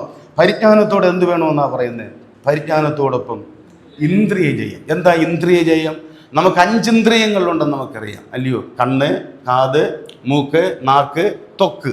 ഈ പഞ്ചേന്ദ്രിയങ്ങളിൽ മേലുള്ളതായ ജയം, അതിന്മേലുള്ളതായ വിജയം, എത്ര വിലയേറിയ ഒരു കാര്യമാണ്. ചില സമയത്ത് നമുക്ക് ആ പഞ്ചേന്ദ്രിയങ്ങളുടെ മേലുള്ള വിജയം ലഭിക്കുക എന്ന് പറയുന്നത് വളരെ പ്രയാസകര കാര്യമാണ്. ഈ പഞ്ചേന്ദ്രിയങ്ങളെ വിജയിക്കുന്നതിനെ കുറിച്ച് സദൃശവാക്യത്തിൽ പറയുന്നുണ്ട്. നോക്കിക്കുക, സദൃശവാക്യങ്ങൾ 16-32 വാക്യം. സദൃശവാക്യങ്ങൾ 16 അധ്യായം 32 വാക്യം നോക്കിക്കേ. സദൃശവാക്യങ്ങൾ 16:32. യുദ്ധവീരനിലും ഈ ജിതമാനസൻ എന്ന് പറഞ്ഞാൽ മനസ്സിനെ നിയന്ത്രിക്കുന്നവൻ എന്നാണ്. പഞ്ചേന്ദ്രിയങ്ങളെ അടക്കുന്നവൻ, അവൻ പട്ടണം പിടിക്കുന്നവനിലും ശ്രേഷ്ഠനെന്നാണ്. ഒരു പട്ടണം യുദ്ധം ചെയ്ത് പിടിക്കുന്നതിനേക്കാളും വിഷമകരമായ ഒന്നാണ് നമ്മുടെ പഞ്ചേന്ദ്രിയങ്ങളെ പിടിച്ചടക്കുക. നമ്മുടെ നേരത്തെ പറഞ്ഞതുപോലെ കണ്ണ്, കാത്, നാക്ക്, ത്വക്ക്, നമ്മുടെ വിചാരങ്ങളെയെല്ലാം അത് നമ്മൾ കൊരിന്ത്യലേഖനത്തിൽ വായിക്കുന്നുണ്ട്. സമയം പോകുന്നത് കൊണ്ട് ഞാൻ എടുത്ത് വായിക്കുന്നില്ല. നമുക്ക് എതിരെ ഉയരുന്ന വിചാരങ്ങളെ ക്രിസ്തുവിൻ്റെ അനുസരണത്തിനായിട്ട് ആ വാക്ക് എനിക്ക് വളരെ ഇഷ്ടമാണ്. പിടിച്ചടക്കുക ഒരു മൽയുദ്ധം പോലെയാണ്. മനസ്സിലായോ? നമുക്കെതിരെ പാഞ്ഞു വരുന്ന ദുഷ്ടശക്തിയെ നമുക്ക് അതിനെ കീഴ്പ്പെടുത്തുക. ഇപ്പം രണ്ടുപേർ മല്യുദ്ധം ചെയ്യുന്നു, ഒരാളിനെ കീഴ്പ്പെടുത്തണമെങ്കിൽ കീഴ്പ്പെടുത്തുന്ന ആളിന് എന്ത് വേണം? മറ്റേ ആളിനേക്കാൾ അമിതമായ ശക്തി വേണം. അപ്പം നമ്മുടെ പഞ്ചേന്ദ്രിയങ്ങളെ നമ്മൾ കീഴ്പ്പെടുത്തുക എന്ന് പറഞ്ഞാൽ നിസ്സാരമായ ഒരു കാര്യമല്ല. അനുഭവിക്കുന്നവരാണ് നമ്മൾ. അതിന് നേരത്തെ കേട്ടതുപോലെ ദൈവകൃപ വേണം, വളരെയേറെ ദൈവകൃപ വേണം, അത്യന്തമായ ദൈവിക ശക്തി വേണം നമ്മുടെ ജഡത്തെ കീഴ്പ്പെടുത്തുക. അതാണ് ഇവിടെ പറയുന്നത്. വീര്യത്തോട് പരിജ്ഞാനം, പരിജ്ഞാനത്തോട് ഇന്ദ്രിയ ജയം. അടുത്ത് വേഗം പോകാം. ഇന്ദ്രിയ ജയത്തോട് എന്തുവാ? സ്ഥിരത. അത് നോക്കിക്കേ, ഓരോന്നിനോട് ഓരോന്ന് ചേർക്കുമ്പോൾ ഇന്ദ്രിയ ജയത്തോട് സ്ഥിരത എന്ന് പറഞ്ഞാൽ സ്ഥിരമായിരിക്കുന്ന അവസ്ഥ, ഇളകാത്ത സ്ഥിതി എന്നൊക്കെയാണ് അതിൻ്റെ അർത്ഥം. അപ്പോൾ ഒരു ദിവസം നമ്മൾ പഞ്ചേന്ദ്രിയങ്ങളുടെ മേൽ വിജയം പ്രാപിച്ചാൽ അടുത്ത ദിവസം അങ്ങനെ ആകണമെന്നില്ല. കഴിഞ്ഞ മാസം എൻ്റെ ജീവിതം ഏതാണ്ട് ഒരു വിജയകരമായ ജീവിതമായിരുന്നു. പക്ഷേ ഈ മാസം, ഈ ആഴ്ചയിൽ, അല്ലെങ്കിൽ കഴിഞ്ഞ ആഴ്ചയിൽ നിങ്ങളുടെ ജീവിതം നോക്കിക്കേ, അല്ലെങ്കിൽ ഇന്നലത്തെ ജീവിതം ഇന്നും നോക്കിക്കേ. ഇന്ന് നമ്മുടെ ജീവിതം പെർഫെക്റ്റ് ആയിരിക്കുന്നു. ഒരു ആത്മീയ നിലവാരമുള്ള ജീവിതം, പ്രവർത്തനവും പാട്ടും പ്രാർത്ഥനയും വചനകേൾവിയും ഒക്കെ ആയിട്ട് നമ്മൾ ഒരർത്ഥത്തിൽ സന്തോഷത്തോടെ ആയിരിക്കുന്നു. ഒരു ആത്മനിറവുള്ള ഒരു ജീവിതം, ഒരു വിജയകരമായ ഒരു ജീവിതം. പക്ഷെ നാളെ തിരിച്ചു വരാം. ഈ ECGയുടെ ഇതുപോലെ അല്ലയോ? അത് തന്നെയാണ്. ഇങ്ങനെ കയറി ഇറങ്ങിയും നമ്മുടെ അവസ്ഥ ഏതാണ്ട് അതാണ്. ഒരേ ലൈനിൽ നമ്മൾ സ്കെയിൽ ലൈഡും പോലെ നമ്മുടെ ജീവിതം മുമ്പോട്ട് പോകുന്നില്ല. അതാണ് ഇവിടെ പത്രോസ് പറയുന്നത്. ഇന്ദ്രിയ ജയത്തോടെ സ്ഥിരത വേണം. വിജയിക്കുന്ന ആൾ അതേ വിഷയത്തിൽ സ്ഥിരതയോടെ ഇരിക്കുക, വിട്ടുമാറാതിരിക്കുക. ദൈവം നമുക്ക് കൃപ തരട്ടെ. അടുത്ത് പറയുന്നത് എന്തുവാ? സ്ഥിരതയോടെ ഭക്തി. സ്ഥിരതയോടെ ഭക്തരായിരിക്കുക. എന്താണ് ഈ ഭക്തി? ഭക്തി എന്നുള്ള പ്രയോഗത്തിൻ്റെ അർത്ഥം നമുക്കറിയാം, ഭക്തി. പക്ഷേ നമ്മൾ വിചാരിക്കുന്നതിലും വ്യത്യസ്തമായ ഒരു അർത്ഥം ആ ഭക്തിക്കുണ്ട് കേട്ടോ. ഇപ്പോൾ നമ്മൾ എല്ലാവരും കൂടെ ചേർന്ന് പരസ്യമായി പബ്ലിക്കായിരിക്കുക. ഇപ്പോൾ നമ്മളെല്ലാവരും ഭക്തരായിരിക്കുക. ഒരർത്ഥത്തിൽ പറഞ്ഞാൽ വളരെ ശാന്തതയോടെ, അച്ചടക്കത്തോടെ, നിയന്ത്രണത്തോടെ നമ്മുടെ വാക്കുകളും സൂക്ഷിച്ച് നമ്മൾ വളരെ ഒരു സാമാന്യ മര്യാദയോടെ ഭക്തി പ്രകടനത്തിൽ നമ്മളിവിടെ ഇരിക്കുക. പക്ഷേ യഥാർത്ഥ ഭക്തി എന്ന് പറയുന്നത് ആരുമില്ലാതെ നാം മാത്രം ഒറ്റയ്ക്ക് ഒരിടത്ത് ഏകനായിരിക്കുന്ന സമയത്ത് ഞാൻ എന്തായിരിക്കുന്നോ അതാണ് എൻ്റെ ഭക്തി. ഇത്ര നല്ലൊരു അർത്ഥമാണത്. ഭക്തി എന്ന് പറഞ്ഞാൽ അതാണ്. നാലാൾ കൂടുമ്പോൾ കാണിക്കുന്ന ആ പ്രകടനമല്ല, ഞാൻ ഒറ്റയ്ക്കായിരിക്കുമ്പോൾ എന്നിലുള്ളതായ ആ ദൈവത്തോടുള്ള എൻ്റെ ബന്ധം, ഞാൻ എങ്ങനെ ആയിരിക്കുന്നുവോ അതാണ് ഭക്തി. അപ്പോൾ സ്ഥിരതയോടെ ഭക്തിയും, ഭക്തിയോടെ എന്തുവാ? സഹോദര പ്രീതി. അതുകൊണ്ടായിരിക്കണം എബ്രായർ 13:1 പറയുന്നത്, അതിഥി സൽക്കാരം മറക്കരുത്, സഹോദര പ്രീതി നിലനിൽക്കട്ടെ. സഹോദരങ്ങളോടുള്ള പ്രീതിയാണ് കേട്ടോ, സഹോദരങ്ങളോടുള്ള പ്രീതി. ഒരു വലിയ ദൃഷ്ടാന്തമാണ്. അബ്രഹാം സഹോദരപുത്രനായ ലോത്തിന് ഒരു അപകടം വന്നപ്പോൾ ആ സമയത്ത് താൻ കാണിച്ച അദ്ദേഹത്തിൻ്റെ പ്രതിബദ്ധത സഹോദര പ്രീതിയുടെ നമ്പർ 1 ദൃഷ്ടാന്തമാണ്. അവനെ അനുഭവിക്കട്ടെ എന്നും പറഞ്ഞ് കൈയും കെട്ടി ഇരിക്കുകയല്ലായിരുന്നു. ആ ആപത്ഘട്ടത്തിൽ തന്നോടൊപ്പം പോയ ആ സഹോദര പ്രീതിയോട് അവസാനം പറയുന്നത് എന്നതാ? സഹോദര പ്രീതിയോട് സ്നേഹം. ഇതൊരു സൗധമാണെങ്കിൽ അതിൻ്റെ ഏറ്റവും മുകളിൽ അതിനെ അലങ്കരിക്കുന്നതാണ് സ്നേഹം. ഏറ്റവും ഒടുവിലാ പറയുക. ഏറ്റവും ആദ്യം പറയുന്നത് അവസാനം പറയുന്നത് തമ്മിലുള്ള ബന്ധം നോക്കിക്കേ. ആദ്യം വിശ്വാസം, അത് കഴിഞ്ഞിട്ട് അവയെല്ലാം പരിപൂർണമാക്കുന്നത്. കൊലോസ്യർ 3:14 നമ്മൾ വായിക്കുന്നുണ്ട്. എല്ലാറ്റിനും മീതെ സമ്പൂർണതയുടെ ബന്ധമായ സ്നേഹം. എല്ലാറ്റിനും മീതെ സ്നേഹം. എത്ര അനുഗ്രഹിക്കപ്പെട്ട പ്രയോഗങ്ങളാണ് ഒന്നോടൊന്ന് ഇവകൾ കൂട്ടിക്കൊള്ളുവാൻ പറഞ്ഞിട്ട്. ഇനി ലാസ്റ്റിൽ ഇവ ഇല്ലാത്തവനോ, ഇങ്ങനെ ചെയ്യാൻ കഴിയാതിരിക്കുന്ന ആളിൻ്റെ അവസ്ഥയാണ് പറയുന്നത്. അവയില്ലാത്തവനോ, 9-ാം വാക്യം, അവയില്ലാത്തവനോ ആൾ ആരെന്നാ പറയുന്നത്? കുരുടൻ. അത് എന്നാ തരത്തിലുള്ള കുരുടനാ? ഏത് വിധത്തിലുള്ള കുരുടനാ? അവൻ ഹ്രസ്വദൃഷ്ടിയുള്ളത്. ഈ ഹ്രസ്വദൃഷ്ടി എന്ന് പറഞ്ഞാൽ എന്താ? ഹ്രസ്വദൃഷ്ടി അറിയത്തില്ലയോ? ദൂരകാഴ്ച ഇല്ലാത്തവൻ, അടുത്ത് മാത്രം കാണും. അടുത്ത് മാത്രം. ഈ ചില വലിയപ്പച്ചന്മാർ കണ്ടിട്ടില്ലേ, വായിച്ചുകൊണ്ടിരിക്കുമ്പോഴേ ആരെങ്കിലും വന്നാൽ കണ്ണട അന്നേരം അങ്ങ് പൊക്കും. എന്താ കാര്യം? കാഴ്ച കുറവ്, ദൂരക്കാഴ്ച കുറവ്, അടുത്ത് കാണും. അപ്പോഴാ ഒരുപാട് ബന്ധപ്പെട്ടൊക്കെ നോക്കുന്നത്, ദൂരക്കാഴ്ച കുറവാണ്. ശാരീരികമായ ഒരു വൈകല്യമാണ്, അത് ആരെയും കുറ്റം പറഞ്ഞിട്ട് കാര്യമില്ല. നമുക്കറിയില്ലേ, കണ്ണാശുപത്രിയിൽ പോയിട്ടുള്ളവർ അറിയാണല്ലോ നമ്മളെല്ലാവരും. കണ്ണ് ടെസ്റ്റ് ചെയ്യുമ്പോഴേ, കണ്ണ് ടെസ്റ്റ് ചെയ്തിട്ട് ആ ടെസ്റ്റ് ചെയ്യുന്ന ആ ഡോക്ടറോ അല്ലെങ്കിൽ ആ നേഴ്സോ നമ്മുടെ മൂക്കിൽ ഒരു ഫ്രെയിം വെച്ചിട്ട് അവരുടെ ബോക്സിലിരിക്കുന്ന ഒരു ലെൻസ് എടുത്ത് വയ്ക്കുന്നു. എന്നിട്ട് നേരെ എതിരെ ഇരിക്കുന്ന ബോർഡൊന്ന് വായിക്കാൻ പറയുന്നു. എല്ലാവരും ആദ്യത്തെ വരി അങ്ങ് പെട്ടെന്ന് വായിക്കും, അല്ലയോ? രണ്ടാമത്തെ വരി വായിക്കാനും പിന്നെ കുറച്ച് അപ്പോൾ ബന്ധപ്പെടുമ്പോൾ അടുത്ത ഗ്ലാസ് മാറ്റിയിട്ട് അടുത്ത് വയ്ക്കുന്നു, പിന്നെയും നോക്കുന്നു. എല്ലാവരും തപ്പ നാകുന്നത് എപ്പോഴെന്നറിയാമോ? അതിൻ്റെ ലാസ്റ്റ് വരി വരുമ്പോൾ. ചിലർ ആ ബോക്സിലിരിക്കുന്ന മൊത്തം ലെൻസും നോക്കിയിട്ട് ഒരു പിടിയുമില്ല. അപ്പോൾ പറയും ഇത് പോക്ക, ഇതിൻ്റെ ഒരു കാര്യമേ ഉള്ളൂ, ഇതൊരു ശസ്ത്രക്രിയയ്ക്കേ പറ്റത്തുള്ളൂ, അല്ലേ? എന്നാലും കാഴ്ചയില്ലാത്തത്, ദൂരക്കാഴ്ചയില്ലാത്തത്. ഭൗതിക വിഷയങ്ങളിൽ ഒരുപക്ഷെ നമുക്ക് ദൂരക്കാഴ്ച നമ്മുടെ ഫിസിക്കലായിട്ട് ഇല്ലെങ്കിലും ആത്മീയ വിഷയത്തിൽ ഇത് പാടില്ല. ഒരു വലിയ സംഭവം ദൃഷ്ടാന്തം പറയാം. യഗസ്കിയാവ് നല്ലൊരു മനുഷ്യനാണ്. അദ്ദേഹത്തെക്കുറിച്ച് നമുക്ക് അധികം തെറ്റൊന്നും പറയാനില്ല, ഹിസ്കിയ രാജാവേ. പക്ഷേ അദ്ദേഹത്തിൻ്റെ അവസാന ഘട്ടത്തിൽ തൻ്റെ കുടുംബത്തിന് വരുവാൻ പോകുന്ന ന്യായവിധി പ്രവാചകൻ വന്ന് പറയുമ്പോൾ ഒരിക്കലും അദ്ദേഹത്തിൻ്റെ വായിൽ നിന്ന് വരാൻ പാടില്ലാത്തൊരു വാക്ക് വന്നു. എന്നതാ? അത് വരട്ടെ, കുഴപ്പമില്ല, പക്ഷേ എൻ്റെ കാലം വരെ മനുഷ്യ എങ്ങനെ പറയാൻ പറ്റിയ? ഇതാണ് ക്രിസ്തുദൃഷ്ടി. ദൂരക്കാഴ്ചയില്ല, തലമുറകളെക്കുറിച്ചൊരു കാഴ്ചയില്ല, നാളുകളെക്കുറിച്ചൊരു കാഴ്ചയില്ല. എൻ്റെ കാലം വരെ ഈ പരുവത്തിനൊക്കെ പോയാൽ മതി, അത് കഴിഞ്ഞ് എന്നതായാലും എനിക്കൊരു കുഴപ്പമില്ല. നമ്മൾ പറയുന്ന വാക്കുകളും ഉപദേശങ്ങളും നിലപാടുകളും രീതികളും സാമ്പത്തിക ഇടപെടലുകളും മറ്റൊരുപാട് കാര്യങ്ങൾ നിങ്ങൾ വിചാരിക്കുന്നുണ്ടോ നിങ്ങളുടെ കാലശേഷം ഇത് തകിടം മറിയുമെന്നുള്ളത്? ഈ വിഷയത്തിലൊക്കെ നമുക്കൊരു ഞാൻ ഈ വിഷയം ഇങ്ങനെ ചെയ്താൽ നാളുകളിൽ ഇത് അപകടകരമായ അവസ്ഥയിൽ പോകുമോ എന്നൊരു ഭയമെങ്കിലും നമുക്കുണ്ട്. അത് വേണം സഹോദരന്മാരെ, അത് വേണം. നമ്മുടെ കാലം വരെ കാര്യങ്ങൾ എങ്ങനെയെങ്കിലും അങ്ങ് തട്ടിക്കൂട്ടി പോയാൽ മതി, അത് കഴിഞ്ഞിട്ട് അത് വരെ നോക്കിക്കോട്ടെ, എന്നതാണെങ്കിലും എനിക്ക് കുഴപ്പമില്ല. അതല്ല നമ്മുടെ ഉത്തരവാദിത്വം. നമുക്കൊരു ദീർഘവീക്ഷണം വേണം, ദീർഘവീക്ഷണം.